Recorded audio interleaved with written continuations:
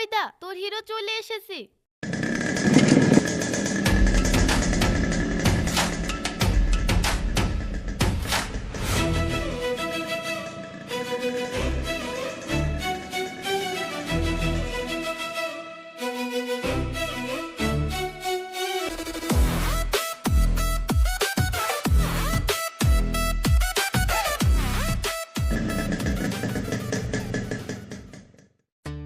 ও ছুটি হয়ে গেছে।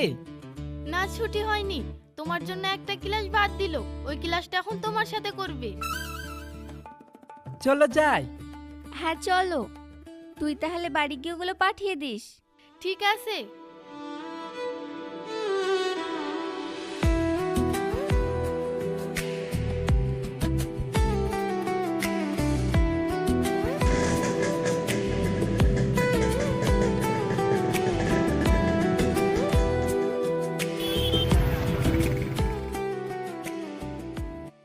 তোমার চাকরির কি হলো? ইন্টারভিউ তো দিয়ে যাচ্ছি, কি হচ্ছে না হচ্ছে কিছুই তো বুঝতে পারছি না। কালকে একটা ইন্টারভিউ আছে, যাবো, দেখি কি হয়। এইভাবে আর কতদিন দেখে যাবে? একটা চাকরি ম্যানেজ করার চেষ্টা করো। আর কয়েক মাস পর আমার কলেজ শেষ হয়ে যাবে, তখন বাড়ি থেকে বিয়ে দেওয়ার জন্য ছেলে খুঁজতে লাগবে। তুমি যদি চাকরিটা পাও তাহলে আমি আমার বাড়িতে আমাদের বিয়ের কথাটা বলতে পারবো। আর যদি জানি যে তুমি কিছু করো না, বেকার, তাহলে কোনোদিনও আমাদের বিয়ে দিবে না। আমি তো চেষ্টা করছি, বলো, সব কিছু তো আমার হাতে নেই। আমি জানি তুমি যে পরিবারের মেয়ে, কোনোদিনই আমার মতো বেকার ছেলের সাথে বিয়ে দিবে না। এই যে তুমি আমার সাথে এইসব রেস্টুরেন্টে আসো, আমারই তো নিজেকে কেমন লাগে। এইসব কথা তুলছো কেন? আমি তোমাকে এইসব নিয়ে কোনোদিনও কিছু বলেছি? না বলোনি, কিন্তু সময় সময় আমার নিজেকে কেমন লাগে। তুমি এত বড়লোক বাড়ির মেয়ে, আমার মতো একটা অনাথ ছেলেকে ভালোবাসো।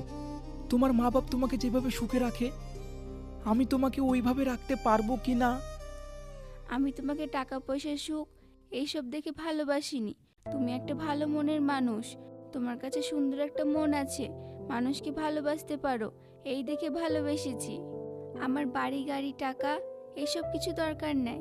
একটা সাধারণ মেয়ে সংসার করার জন্য যেটুকু দরকার আমাকে ওইটুকু দিও, তাহলেই আমার হবে। সত্যি, মাঝে মাঝে আমি তোমার কথা শুনে অবাক হই। বড়লোক বাড়িতেও এমন মানুষ হয়? এই, বারবার বড়লোক বড়লোক করো না তো, এবার কিন্তু রাগ হয়ে যাচ্ছে। আচ্ছা ঠিক আছে, আর বলবো না। তুমি এই কলেজ পর্যন্ত ম্যানেজ করো, আমি দেখছি কি করা যায়। ঠিক আছে।